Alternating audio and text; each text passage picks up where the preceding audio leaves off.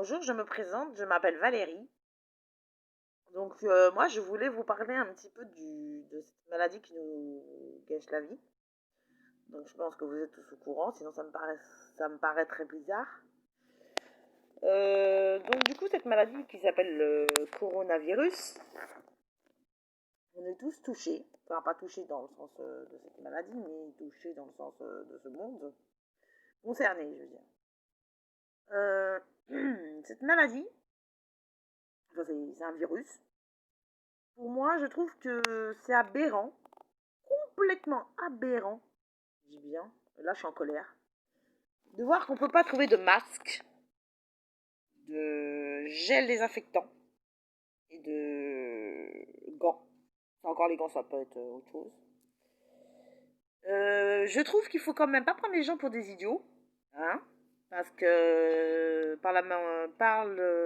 parler sans parler, moi je parle pas sans parler, j'ai une bouche c'est pour parler. Et j'estime que des gens comme moi, qui est malade, a besoin d'au moins une protection. Que ce soit au moins de me désinfecter minimum les mains. Ou alors un masque, plutôt. Parce que quand on va dans les pharmacies, on ne trouve pas de masque, ni de gants, ni de gel désinfectant, et qu'on en fait au moins je sais pas combien de pharmacies, ne serait-ce que moins une dizaine, voire plus.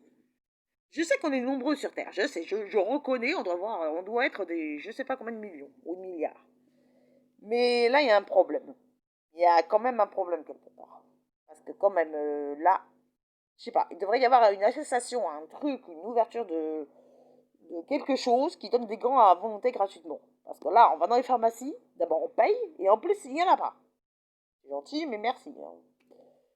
Sans compter que nous, on se lave les mains au savon, donc du coup, on est obligé. Et ce confinement qui nous prend la tête, bien plus que ce qu'on pensait. Moi, je pense que là, le père Macron, il n'a pas fait son boulot correctement, hein. D'abord, il ne l'a pas fait du tout, ça c'est clair. Parce que déjà, lui, personnellement, quand on voit le topo de la situation, il a déjà une difficulté de comprendre. Il comprend pas ce qui se passe. Il comprend rien. Lui, ce qu'il voit, c'est son côté bourgeois, fric et tout ce qui s'entraîne avec ses bouches-trous derrière son fût, là, moi du terme.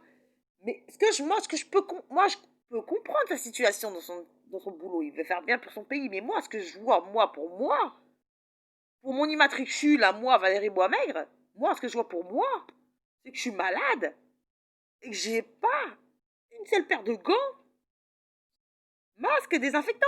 Non, je suis diabétique, insuline dépendante. Déjà, je devrais avoir des désinfectants. Ils en ont même pas à la pharmacie. Non, là, on est où là? On est au pays de la gloire ou au pays de la pauvreté? Je sais qu'on est pauvre, mais quand même, il y a pire que ça. Sans compter, bah, alors justement, parlons de pauvres. Les pays qui sont pauvres juste à côté, comme la Somalie et tout, tralala. Comment qu'ils vont faire, eux? Encore ça, c'est étranger, je sais pas si c'est étranger, mais c'est pas le problème. Cette maladie, elle nous gâche la vie. On a le droit de partager un peu. On a le droit de partager quelque chose. Le Doliprane, une boîte. Et après, c'est deux boîtes. Ouais.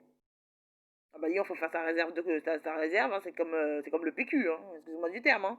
Faut faire sa réserve de Doliprane avant d'être sûr de pas en avoir, hein. Alors, ça veut dire, le PQ, tu prends un rouleau, si un rouleau, il doit faire pour une semaine. Non, il faut arrêter une feuille par jour. Non, mais oh, le Doliprane pareil. Non, non, non, non, non. De toute façon, moi, j'ai pas la maladie, mais c'est pas la question. J'ai pas le virus, c'est pas une question de virus ou pas de virus. C'est une question que je peux l'attraper. Et le fait de me protéger, et quand on dit ne sortez pas, protégez-vous. Oui, mais protégez-vous avec quoi? Vous me faites marrer. Ils nous disent de nous protéger, mais si on sort dehors, protégez-vous avec quoi? On n'a rien. Pas de masque, pas de gel. Rien. Comment tu veux qu'on se protège? On va pas se... Non mais oh. Ça, je comprends pas. Donc voilà. Donc par contre, aussi, je voulais dire quelque chose d'autre chose. De toute façon, on est en confinement, donc on ne va plus sortir maintenant. Donc oui, protégez-vous, ça c'est sûr. Donc maintenant, ça fait les deux à la fois.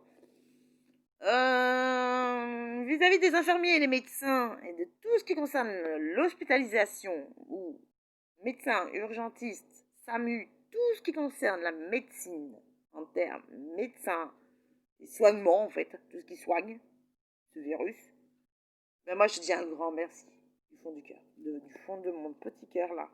Hein, je dis un grand merci. Parce que je trouve que ils font déjà un boulot exceptionnel. Ils font un boulot qui demande de la sueur, du courage, de l'énergie, du temps, surtout du temps. Et ils font un boulot, du temps surtout, et ils font un boulot euh, où c'est difficile à gérer pour eux. Ils sont dans une partie où ils rentrent chez eux le soir. Comment veux-tu ne pas penser à ça? Et en même temps, quand ils reviennent au boulot, ils pensent à ça. Donc, moi, je pense que merci à eux. Et merci beaucoup à ces infirmiers, ces médecins et tout ce qui concerne l'hospitalisation, enfin, soignement, quoi. Soignement. Parce que c'est vraiment, ils ont du courage vraiment, ils font vraiment ça avec passion, amour, tendresse vis-à-vis de leur boulot.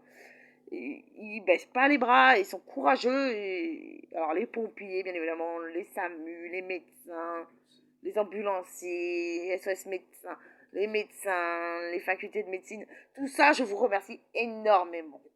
Les brancardiers, tout ça, je vous remercie. Bien évidemment, j'ai même envie de dire de remercier les vétérinaires, ce qui concerne tout ce qui est animaux. Parce qu'il y a beaucoup de médecins et sapeurs-pompiers, enfin, sapeurs-pompiers qui sauvent des animaux qui sont perchés dans les arbres ou je ne sais quoi, ou coincés dans les voitures. Donc voilà. Maintenant, merci beaucoup. Et j'ai envie de vous dire merci à tous ceux qui soignent à la vie en fait actuelle, à la vie de notre jour, de notre petit cœur qui bat ou de ces animaux. Merci à tous, et même les enfants. Et pour le coronavirus, les personnes handicapées, les enfants, les personnes âgées, enfin, tout ça, bah, reposez-vous, regardez la télé, protégez-vous, regardez la télé, restez bien chez vous, écoutez toute votre famille de ce qu'ils vous disent. C'est important d'écouter sa famille, c'est important de... les amis aussi, c'est important de se protéger vous et de protéger vos enfants. Et de tout ce qui s'ensuit. Et de protéger vos filles, vos frères. Protégez tout ce qui concerne de ce qu'il y a de plus cher à vos yeux. Après le reste, la terre, elle n'est pas encore éclatée. Donc, prenez soin de vous.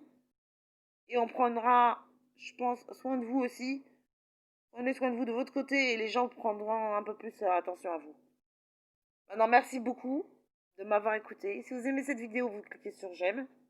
Si vous aimez pas cette vidéo, vous cliquez j'aime pas.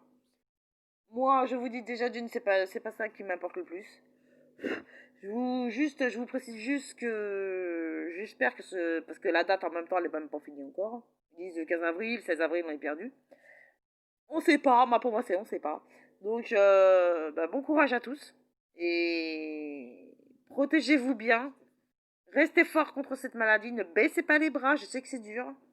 C'est une guerre, pas comme celle qu'on a connue, mais c'est une guerre et c'est pas la même. Mais par contre, c'est une guerre qui est peut-être un peu qui peut être guérie, donc on a plus de chances d'être quand même voilà, c'est pas la même chose. Bon bah merci à tous et au revoir et bon courage et baissez pas les bras. Merci et au revoir. C'était Valérie.